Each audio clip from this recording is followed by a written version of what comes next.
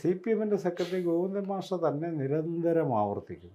ഇടയ്ക്കിടയ്ക്ക് പറയും ഞങ്ങൾ മുസ്ലിങ്ങളെയല്ല ലീഗിനെയാണ് ആക്രമിക്കുന്നതെന്ന് പറഞ്ഞുകൊണ്ടിരിക്കും. ജമാഅത്തെ ഇസ്ലാമിയാണ് ആക്രമിക്കുന്നത് എന്ന് പരസ്യം. ഫലത്തിലിത് മുസ്ലിങ്ങൾക്കെതിരായ ഒരു വിദ്വേഷ പരാമർശമാണെന്ന് മനസ്സിലാക്കാതല്ലത്. ഈ ജമാഅത്തെ ഇസ്ലാമിക്ക് ഇന്ത്യക്കകത്ത് നിരോധിക്കപ്പെട്ട സംഘടനയൊന്നുമല്ല. ഇവർ നിരോധിക്കട്ടെന്നേ, ഇവരല്ലേ കേരളം ഭരിക്കുന്നത്, ശുപാർശ കൊടുക്കട്ടെ കേന്ദ്ര ഗവൺമെൻറ്റിന്. ഇവർ ഭീകര സംഘടനയാണ്, ഇവർ അനധികൃതമായി നിയമം ലംഘിച്ചുകൊണ്ട് അനധികൃതമായി ചില കാര്യങ്ങൾ ചെയ്യുന്നു. നിരോധിച്ചില്ലെങ്കിൽ ഭാവിയിൽ രാഷ്ട്രത്തിന് ദോഷമാകുമെന്ന് പറഞ്ഞ് പിണറായി വിജയൻ കേന്ദ്രത്തിന് ശുപാർശ അയക്കുക. അതല്ലേ ചെയ്യേണ്ട മര്യാദ. അല്ലാതെ നേരെ മതവഴിയുള്ള ജമാഅത്തെ ഇസ്ലാമി എന്തോ കുഴപ്പമാണ്. താങ്കൾ ഓൾറെഡി ഇപ്പം ജമാഅത്തെ ഇസ്ലാമിൻ്റെ പൈസ വാങ്ങിക്കുന്നുണ്ട് എന്നുള്ള ഒരു ആരോപണ വിധേയനാണ്. അത് ആരോപണം നിൽക്കട്ടെ.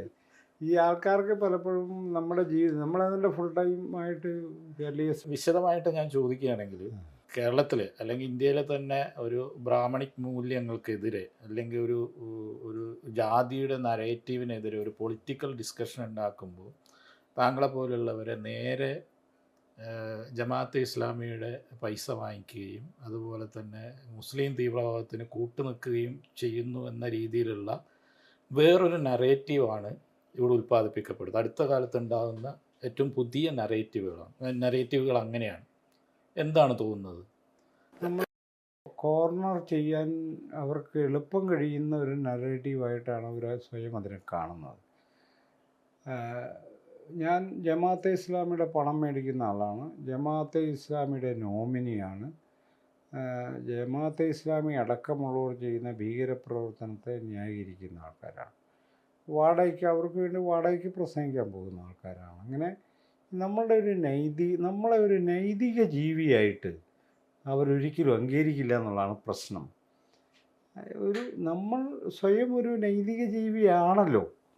ഒരു മനുഷ്യൻ അങ്ങനെ ആയിത്തീരാൻ പറ്റും. പക്ഷേ ഒരു ദളിതനെ സംബന്ധിച്ച് അവൻ തുറന്ന് സംസാരിക്കുന്ന ഒരാളായാൽ അവൻ്റെ പിന്നിൽ ആരാ പ്രവർത്തിക്കുന്ന ആലോചിക്കുന്ന ഒരു സവർണ കുശാഗര ബുദ്ധി ഉണ്ടല്ലോ, അതാണ് ഈ നരേറ്റീവിൻ്റെ പിന്നിൽ പ്രവർത്തിക്കുന്നത്. സ്വന്തമായിട്ട് ഒരിക്കലും അവനത് ചെയ്യാൻ സാധ്യതയില്ല. അവർക്ക് ഉറപ്പാണ് സ്വന്തമായിട്ട് ഒരിക്കലും അവനത് ചെയ്യില്ല. അവൻ ആരോ സപ്പോർട്ട് ചെയ്യുന്നുണ്ട്.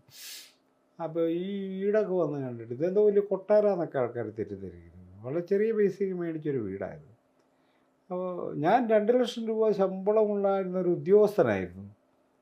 അപ്പോൾ ഇതൊന്നും അറിയാതെയാണ് ഞാനിങ്ങനെ അലഞ്ഞു തിരിഞ്ഞ് നടന്നിട്ട് എങ്ങനെ വീട് വെച്ചെന്നൊക്കെ ഇവർ ആലോചിക്കുന്നത്. എനിക്ക് 1.5 കോടി രൂപ പിരിഞ്ഞപ്പോൾ കൈ കിട്ടിയ ഒരാളാണ്. അത്രയും ഭേദപ്പെട്ട ഉദ്യോഗം ഉണ്ടായിരുന്ന ഒരാളാണ്. എനിക്ക് ഈ വീടെന്ന് പറഞ്ഞാൽ എനിക്ക് ചെറിയ വീടാണ് എന്ന് പറഞ്ഞാൽ ഞാൻ വെറും ഒരു ഉദ്യോഗസ്ഥനാണ്, ഇതിനേക്കാൾ വലിയ വീട് വെക്കുമായിരുന്നു. ഈ പലരും ഈ കഥയൊന്നും അറിയാതെയാണ് പറയുന്നത്. നമ്മൾ പ്രസംഗിച്ച് ജീവിക്കുന്ന ആളാണ്, പിരിവെടുത്ത് ജീവിക്കുന്ന ആളാണ് എന്നൊക്കെ ഒരു കഥ ഇവർക്ക് നിർമ്മിച്ചങ്ങ് കൊടുത്താൽ ശരിയാണ്. ഈ വീടിൻ്റെ ഫോട്ടോ ഏതോ ഒരു സംഭവത്തിൽ കണ്ടു. അപ്പോൾ അതിൻ്റെ അടിയിൽ വന്നോ ഇതുപോലെ വലിയ വീട്ടിൽ താമസിച്ചിട്ടാണോ ദളിതരെക്കുറിച്ച് പറയുന്നതെന്നാണ്. ഒന്ന് ആലോചിച്ച് നോക്കണം. അതിൻ്റെ ആ നരേഷൻ്റെ ഒരു വലിയ വീട്ടിൽ താമസിക്കുന്ന ദളിതർ, കൊള്ളാവുന്ന വീട്ടിൽ താമസിക്കുന്ന ദളിതരെക്കുറിച്ച് പറയരുത്. അപ്പോൾ നമ്മൾ സ്വാഭാവികമായിട്ട് നമ്മുടെ ഉള്ളിൽ വരേണ്ട ഒരു മറുചോദ്യം, കേരളത്തിലെ ഏത് രാഷ്ട്രീയ നേതാവിൻ്റെ വീടിനേക്കാൾ ചെറിയ വീടാണ് എൻ്റേത്. കേരളത്തിലെ ലോക്കൽ രാഷ്ട്രീയ നേതാവിൻ്റെ വീടിനേക്കാൾ ചെറിയ വീടാണ്. പക്ഷെ ഞാൻ ഈ വീട് വെക്കുമ്പോൾ കുറ്റകൃത്യമാവുകയും അവർ വീട് വെക്കുമ്പോൾ അത് സുന്ദരമാവുകയും ചെയ്യുന്ന ഒരു ബോധ്യമാണ് കേരളത്തിനുള്ളത്. ഇപ്പം ഞാൻ ജമാഅത്തെ ഇസ്ലാമിയുടെ പരിപാടിക്ക് പോകാറുണ്ടെന്നേ. കഴിഞ്ഞ നോയമ്പിന് ഞാൻ പോയിരുന്നു. ഞാൻ പോകും, നാളെയും പോകും. അവർ ഒരു കുറ്റകൃത്യം ചെയ്യുന്ന ഒരു ഗ്രൂപ്പാണെന്ന് എനിക്ക് ബോധ്യമായാൽ മാത്രമേ അത് ഈ പറയുന്ന എതിർക്കപ്പെടേണ്ട ഒരു ഗ്രൂപ്പാണെന്ന് എനിക്ക് തോന്നിയാൽ മാത്രമേ ഞാൻ ആ സൗഹാർദ്ദം എനിക്ക് ഉപേക്ഷിക്കേണ്ട കാര്യമുള്ളൂ. അവരെ സാഹോദര്യത്തിൻ്റെ ഭാഗമായി കാണുന്ന ഒരാളാണ് ഞാൻ. അവർക്ക് അവരുടേതായ അസ്തിത്വവും അഭിപ്രായമുണ്ട്, അത് അംഗീകരിക്കപ്പെടേണ്ടതുണ്ട്. വേണമെങ്കിൽ വിമർശിക്കാം നമുക്ക്, അതിനൊന്നും കുഴപ്പമില്ല. അവരെ ബഹിഷ്കരിക്കണമെന്ന് പറയാൻ ഇവരാരാണെന്നുള്ളതാണ് എൻ്റെ ചോദ്യം.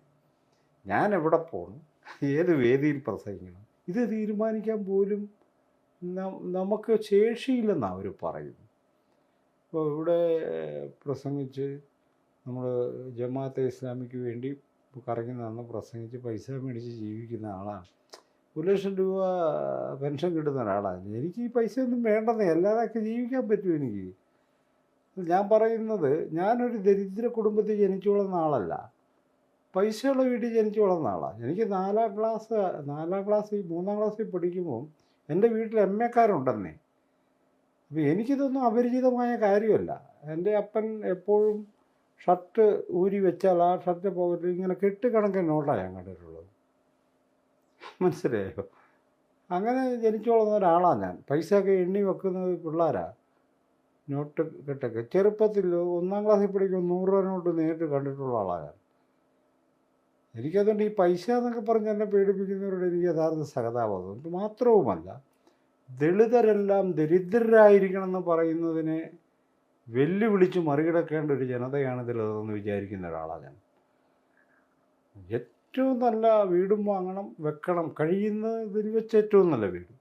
ഓരോരുത്തർക്കുള്ള ശേഷി പലതും. നല്ല വീട് വെച്ച് സ്വസ്ഥമായി ജീവിക്കുക എന്ന് പറയുന്ന വലിയൊരു കാര്യമാണ്. വീട്ടിൽ അലമ്പൊന്നുമില്ല, അതൊക്കെ ജീവിച്ചു പോവുക. നല്ല വാഹനം മേടിക്കുക, എവിടെയെങ്കിലും പോകണമെങ്കിൽ ആ വാഹനത്തിൽ പോവുക. നിനക്കെന്താ കുഴപ്പം? ഇത് നമ്മൾ ചെയ്യുമ്പോൾ മാത്രം കുറ്റകൃത്യവും, മറ്റുള്ളവർ ചെയ്യുമ്പോൾ അവനെന്തായാലും മിടുക്കനാണ് കേട്ടോ എന്ന് തോന്നുന്നത് ബുദ്ധിയുണ്ടല്ലോ. ജമാഅത്തെ ഇസ്ലാമിക്കെതിരായ ജമാഅത്തെ ഇസ്ലാമി ഒരു മറ മാത്രമാണ്. അതിനെ പെരുപ്പിച്ചിങ്ങനെ പറയും. അവരെന്ത് കുറ്റകൃത്യം ചെയ്തെന്നാണ് പറയുന്നത്. ഇവർ ഒരു തെളിവ് പറയട്ടെ. ഇപ്പോൾ ഇന്ന് JB കോശി കമ്മീഷൻ ക്രിസ്ത്യാനികളെ കുറിച്ച് പഠിക്കാനായിട്ട് ഇത് ചെയ്തൊരു സംഭവം. അതിനെന്താ ലവ് ജിഹാദിനെ കുറിച്ച് പറഞ്ഞു. ഇയാൾക്കതിനെ പ്രാന്തുണ്ടോ? ലവ് ജിഹാദിന് തെളിവില്ലെങ്കിലും എന്തോ ശ്രദ്ധിക്കണമെന്ന് അങ്ങനെയുണ്ട്. ക്രിസ്ത്യാനിയെക്കുറിച്ച് പഠിക്കാൻ, കേരളത്തിലെ ക്രിസ്ത്യാനികളെക്കുറിച്ച് പഠിക്കാൻ കമ്മീഷൻ നിയോഗിക്കുക. കേരള ലവ് ജിഹാദിന് തെളിവില്ലെങ്കിലും ഒരു മേൽനോട്ടമുള്ളത് നല്ലതാണെന്ന് പറഞ്ഞു. പണ്ട് നാട്ടിൻപുറത്ത് പറയും, അളിയൻ കുഴപ്പമൊന്നുമില്ല, പക്ഷേ പെങ്ങളൊന്ന് ശ്രദ്ധിച്ചോന്ന് പറഞ്ഞ പോലെയാണ്. ഇതുപോലുള്ള ഭയങ്കരമായ തരത്തിൽ മുസ്ലിം വിരുദ്ധത രക്തത്തിൽ അലിഞ്ഞ സുറിയാനി ക്രിസ്ത്യാനികൾ, അതായത് മുസ്ലിം സമുദായത്തിനെതിരെ സൂക്ഷ്മമായിട്ടുള്ള ഒരു സംശയം എപ്പോഴും നിലനിർത്തണം എന്നുള്ള ഒരു വ്യാഖ്യാനമാണ് അവിടെ ഉണ്ടാകുന്നത്. അത് സ്റ്റോറി ആയിട്ട് ഇങ്ങനെ പുറത്തു വരുന്ന സംഭവം. മുസ്ലിങ്ങൾ അവർ ഭയങ്കര കച്ചവടക്കാരാണ്, മുസ്ലിങ്ങൾ കള്ളക്കടത്തിൻ്റെ ആശാന്മാരാണ് എന്നൊക്കെ പറഞ്ഞിട്ട് കുറേ സ്റ്റോറികളിങ്ങനെ നിർമ്മിച്ച് വിടുക. അപ്പോൾ ഈ നാട്ടിൻപുറത്തൊക്കെ മലപ്പുറം ഭീകരവാദത്തിൻ്റെ കേന്ദ്രമാണ്. അല്ലെങ്കിൽ അവന്മാർ ഭയങ്കരന്മാരാണ് കേട്ടോ എന്നൊക്കെയുള്ള സാമാന്യ ജനതകളിലേക്ക് ഈ സംഭവം മുഴുവൻ വിടുകയല്ല. ഇപ്പം വളരെ വ്യാജ്യമായ വാർത്തകൾ സൃഷ്ടിച്ച് അത് വിതരണം ചെയ്ത് അത് വിശ്വസിപ്പിക്കുന്ന ഒരു സ്ഥിതിയാണ്. ഇതിനെ ഇത്തരമൊരു ഘട്ടമുണ്ടാകുമ്പോൾ ജനാധിപത്യവാദികൾ ചെയ്യേണ്ടത്, ഞാൻ ഇനിയും ജമാഅത്തെ ഇസ്ലാമിയുടെ വേദിയിൽ പോകുമെന്നല്ലേ പറയേണ്ടത്? ഞാനത് പുനഃപരിശോധിക്കുന്നതാണ് പറയേണ്ടത്. പോകുമെന്ന് പറയണം. ഞാൻ ആ അഭിപ്രായക്കാരനാണ്, ഞാൻ പോവുകയും ചെയ്യും കേട്ടോ. ഞാൻ ലീഗിൻ്റെ പരിപാടിക്കും പോകാറുണ്ട്, ജമാഅത്തെ ഇസ്ലാമിയുടെ പരിപാടിക്കും, സുന്നികളുടെ പരിപാടിക്കും പോകാറുണ്ട്. എനിക്ക് കിട്ടുന്ന ഒരു മുസ്ലിം വേദിയും ഞാൻ നിഷേധിക്കാറില്ല. പോകേണ്ട ആവശ്യമുണ്ടെന്ന് വിചാരിക്കുന്ന ആളാണ്. ഇനിയിപ്പോൾ ഈ ആരോപണമൊന്നും ഇല്ലെങ്കിലും നമ്മൾ പോകേണ്ട ഒരു ആവശ്യമുണ്ട് അതിനകത്ത്. അപ്പം അത്